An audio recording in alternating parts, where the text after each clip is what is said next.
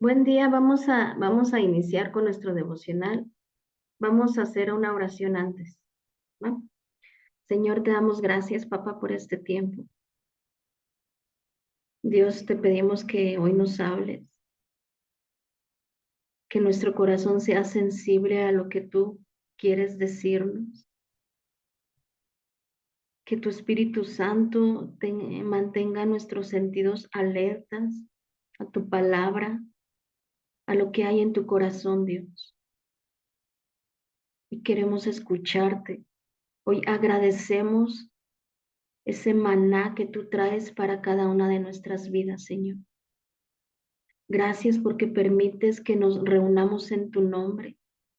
Gracias, Señor, porque tú eres el invitado especial de esta reunión, papá. Te damos tantas gracias, Padre, en el nombre de Jesús. Amén. Y estamos viendo el mensaje a cada una de las iglesias. Ayer el hermano Richard nos hablaba del mensaje a la iglesia de Esmirna. Y hoy vamos a ver el mensaje a la iglesia de Tiatira. Si tú lees el encabezado de este texto que está en Apocalipsis 2, del 18 al 29, si lees el encabezado dice la iglesia corrupta. Entonces, hoy el Señor quiere instruirnos con este mensaje y vamos a comenzar leyendo. Te decía que está del capítulo 2 de los versos 18 al 29. Solo voy a leerte algunos, ya tú lees completo el texto de este estudio. Te voy a leer el 19. Dice, yo conozco tus obras y amor y fe y servicio y tu paciencia y que tus obras postreras son más que las primeras. Para estar en contexto de esta iglesia, en esta ciudad se destacaba, esta ciudad se destacaba por el comercio. En el mundo antiguo había diferentes gremios en esta ciudad y era una ciudad muy comercial. Eran gremios muy grandes de comercio, e incluso cada gremio tenía su propia deidad. Entonces ahí nos vamos a poder iniciar dándonos cuenta de que era una ciudad donde había idolatría. Entonces, por ejemplo, había gremios de zapateros, panaderos, teñidores, tejedores, y cada uno de estos gremios tenía su propia deidad.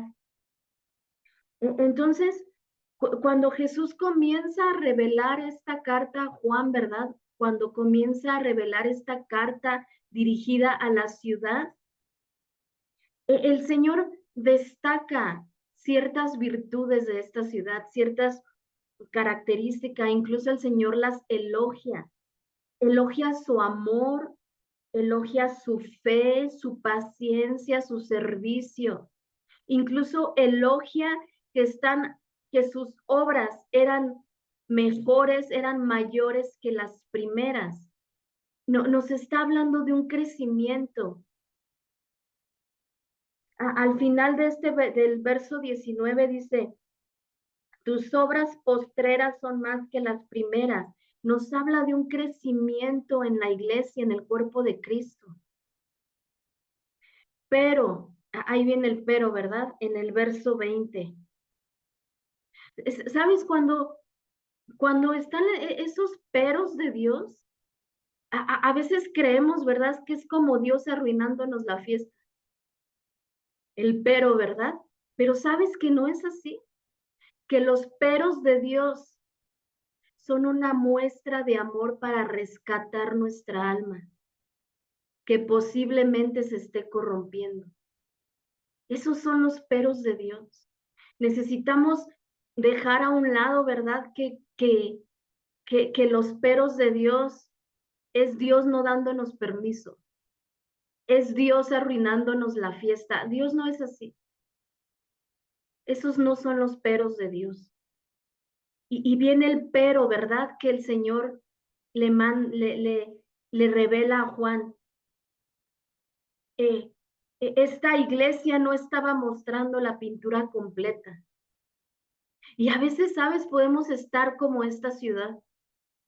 El Señor elogiando nuestra fe, nuestro amor, nuestra paciencia, nuestro servicio, pero no estamos mostrando la pintura completa de lo que somos. Y eso es lo que estaba sucediendo en esta iglesia. Les dice el Señor, pero tengo unas pocas cosas contra ti, que toleras que esa mujer Jezabel, que se dice profetiza, enseñe y seduzca a mis siervos a fornicar y a comer cosas sacrificadas a los ídolos. Esta ciudad no estaba mostrando lo que realmente era, pero el Señor sí se estaba dando cuenta. Dios sí se estaba dando cuenta de la pintura completa. Y sabes, aquí hay una verdad. Finalmente tú y yo nos vamos a convertir en lo que contemplamos. Esa es la realidad. Nos vamos a convertir en aquello que contemplamos. En esta ciudad estaba creciendo una maleza venenosa, estaba creciendo, ¿verdad? A la par de aquellas cosas que el Señor elogiaba de los creyentes, estaba creciendo una maleza venenosa. Y el Señor, como siempre, viene con una instrucción, con el único fin de que el corazón de la iglesia no se perdiera, no se corrompiera. El Señor deseaba que esta iglesia no entrara en corrupción. Acuérdate el encabezado de este texto, dice la iglesia corrupta. El Señor anhelaba, ¿verdad? El Señor desea siempre que nuestra alma no se corrompa. ¿Y qué significaba esto que la iglesia estaba tolerando? Que parte de la iglesia estaba tolerando. Estaban tolerando una profetisa autoproclamada y malvada, que se llamaba Jezabel. ¿Y cuál era su doctrina de esta mujer? Ella engañaba, ¿verdad? Engañaba a los creyentes y los convencía de que la libertad cristiana les daba licencia para participar de la inmoralidad. Esta profetisa que ella se autoproclamaba profetisa, ¿verdad? Les convencía a algunos creyentes de que la libertad cristiana les daba licencia para practicar lo inmoral, para ser parte de lo inmoral. Y eso era el engaño. Y actualmente, ¿verdad? Hay un engaño del enemigo para convencernos. Ayer nos decía el hermano Richard, para convencernos de que no pasa nada, ¿verdad? Hay un engaño. El enemigo quiere engañar siempre desde los inicios, desde Adán y Eva. Quiere engañar al cuerpo de Cristo. Entonces, esta mujer convencía a los creyentes de que podían, de que se dieran permisos de ser inmorales, de que no pasaba nada, de que al cabo el Señor siempre perdona. Y eso no está en discusión porque cuando en un corazón arrepentido siempre va a haber perdón de Dios. Siempre habrá perdón de Dios en un corazón arrepentido. Ese no es el tema. Entonces, Jesús se da cuenta, ¿verdad?, de esto que estaba sucediendo en los creyentes en ese contexto. Y esto es lo mismo, es el carácter de hoy en día en las iglesias, ¿verdad? Es lo mismo. Jesús se estaba dando cuenta y Jesús como esa única respuesta, Jesús como nuestro Salvador, viene, ¿verdad? viene a mostrar la solución, viene a revelarle, le dice a Juan, escribe esto que elogio de la iglesia, escribe esto que que están corriendo peligro en aceptar inmoralidades, pero también escríbeles que hay algo, que hay una instrucción en mi corazón para rescatarlos. Y, y, y, y el Señor les invita, ¿verdad? Les invita en el verso 21, Apocalipsis 2:21, les invita a arrepentirse. Siempre en el corazón de Dios está su invitación a que tú y yo día a día seamos esos corazones que día a día están en arrepentimiento. Y le dice el Señor a Juan, escríbeles que se arrepientan. Escríbeles que es importante arrepentirse. Pero sabes, ante una invitación siempre habrá quien acepte y quien no acepte. Y eso ya va a depender de nosotros. El Señor nos muestra, el Señor sirve la mesa, ¿verdad? De arrepentimiento, de esa invitación al arrepentimiento. Él sirve la mesa y de ti y de mí depende si aceptamos o no. Y esa era la indicación del Señor para esta iglesia, la instrucción. Y es que dice, vas bien, estás creciendo, hay obras, estás haciendo obras mayores que las que antes hacías. Me gusta tu fe, me gusta tu amor, tu paciencia, pero estás siendo tolerable en cosas que yo no tolero, dice el Señor. Y es que, sabes, la tolerancia deja de ser virtud cuando lo que toleramos es algo malo. La tolerancia deja de ser virtud cuando lo que toleramos es algo malo.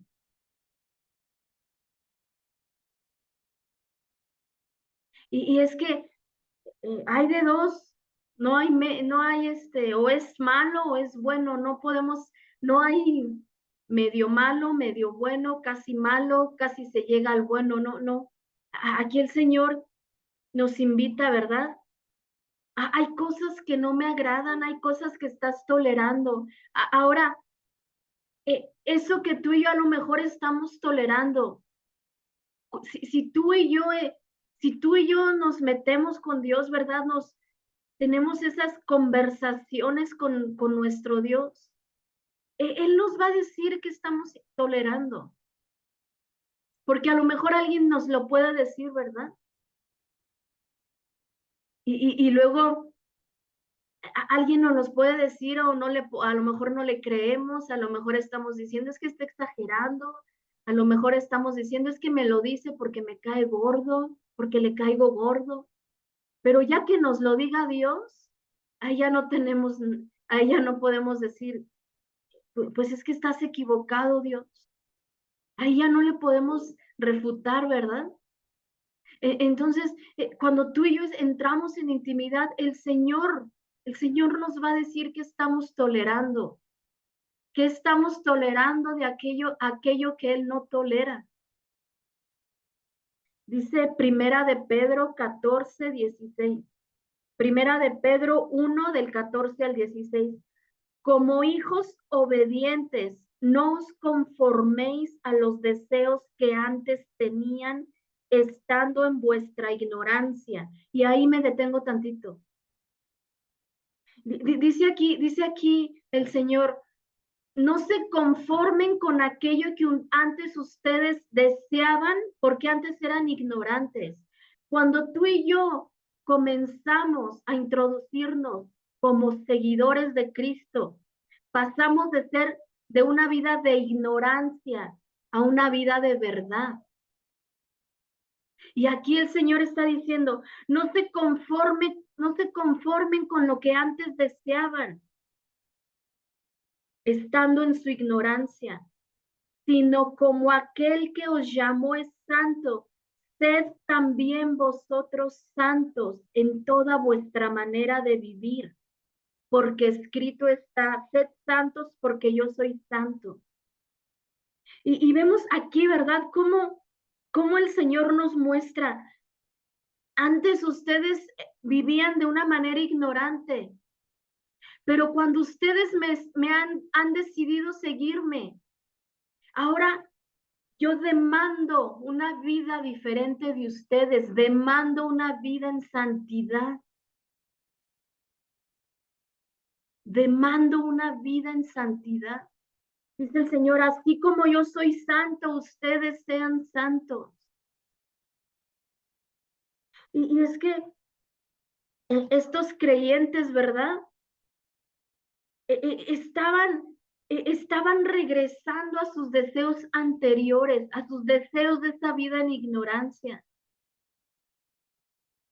Y sabes, cuando corremos peligro cuando en nuestro corazón dejamos que el enemigo siembre esos deseos que antes teníamos, siembre esas ganas de desear lo que antes vivíamos en ignorancia, corremos peligro. Y dice Pedro 1:22, primera de Pedro 1:22, habiendo purificado vuestras almas por la obediencia a la verdad. Y sabes, aquí viene la clave de cómo purificar nuestros deseos. Cómo purificar nuestros deseos, dice, habiendo purificado vuestras almas por la obediencia a la verdad. ¿Qué es lo que qué es lo que mantendrá nuestro corazón puro de corrupción? Obedecer la verdad. Obedecer la verdad. Obedecer lo que hay en el corazón de Dios para nosotros. Y todo, ¿verdad? Todo lo que Dios nos dejó escrito. Eso es lo que hay en el corazón de Dios que hace que nuestro corazón se mantenga puro. Que, que, que ya no pase, ¿verdad? Como el título de este texto, la iglesia corrupta. Aquí el Señor nos está invitando. Purifiquen sus almas. Conozcan la verdad, sean obedientes a la verdad y sus almas serán purificadas. La obediencia purifica y limpia toda corrupción que hay en nuestro corazón. Esa pintura, ¿verdad? Esa pintura que no mostraba la ciudad, eso es lo que el Señor desea purificarnos. Quiero terminar con primera de Pedro 5:8. Dice, sed sobrios y velad, porque vuestro adversario el diablo, como león rugiente, anda alrededor buscando a quien devorar. Sabes que tenemos un adversario, ¿verdad? Sabes que hay alguien que está en contra del diseño de Dios. Y es el diablo. El diablo es el antidiseño de Dios. Y dice aquí la palabra, sean sobrios. ¿Qué significa ser sobrios? Ser libre de toda embriaguez. Este es el concepto. ¿Y qué es lo que actualmente está queriendo embriagar nuestra alma? ¿Qué es esa corrupción que está queriendo embriagar nuestra alma? Dice el Señor, pues necesitan ser sobrios, ser libres de esa embriaguez, ser libres del vino que les está ofreciendo Babilonia. Dice, eso es ser sobrios. No solo eso, sino que tienen que velar, porque está el enemigo alrededor, vuestro adversario y el diablo como león rugiente, anda alrededor buscando a quien devorar. Cuando tú y yo no dejamos que la palabra purifique nuestro corazón, vamos a ser presa fácil del devorador. Una vida en sobriedad nos mantiene razonando qué es tolerable y qué no es tolerable. Una vida en sobriedad nos va a mantener alerta nuestros sentidos. ¿Qué es lo que estoy tolerando y qué es lo que no debo de tolerar? Y termino con esto. Una vida en sobriedad es el resultado de una vida en intimidad. Una vida en sobriedad es el resultado de una vida de intimidad. Vamos a terminar orando, ¿va? Señor, te damos gracias, Padre, por este tiempo. Te damos gracias por tu palabra. Te damos gracias, papá, porque tú siempre vienes a alertar nuestro corazón, Señor. Hoy creemos, hoy en acuerdo, Señor. Yo te pido, papá, que vengas tú a despertar ese espíritu de sobriedad en nuestro interior, Señor. Despierte en nosotros aquello que nos mantiene alertas de aquello que permitimos, de aquello que toleramos, Señor. No permitas, papá, que venga corrupción a nuestro corazón. Aún, Señor, si tú ya nos has alertado, si tú ya nos has dicho qué es lo que estamos tolerando y no te gusta, Señor, y no hemos sido obedientes, te pedimos perdón, papá. Perdónanos, Señor. Enséñanos a mantener una vida en sobriedad. Enséñanos, Señor, a tolerar solo lo que tú toleras y a desechar lo que no es de tu agrado, papá. Enséñanos a ser una iglesia libre de corrupción, una iglesia libre de intolerar, de tolerar, Señor, cosas que están, cosas que te desagradan, Señor. Levanta una iglesia sobria, una iglesia que vela por tus deseos, por tus anhelos, una iglesia que junto contigo, Señor, está colaborando en tu plan, papá. Te damos tantas gracias por esta palabra, Dios. Hoy te damos tantas gracias porque has hablado a nuestro corazón. Gracias, Señor, porque como ese papá amoroso, siempre nos estás poniendo alerta. Siempre estás enseñando y mostrando aquello que tenemos que tener cuidado, Señor. Te damos tantas gracias, Dios. Gracias por este día, papá. Gracias por cada corazón, por cada familia aquí representada. Tú les levantas como familias sobrias, familias que velan por tus intereses, Señor. Familias que están alerta de toda acechanza. Familias, papá, que las llevas a esos tiempos de intimidad donde estás cultivando tu propio carácter en ellos, Señor. Te damos tantas gracias, Padre, por este tiempo. En el nombre de Jesús. Amén.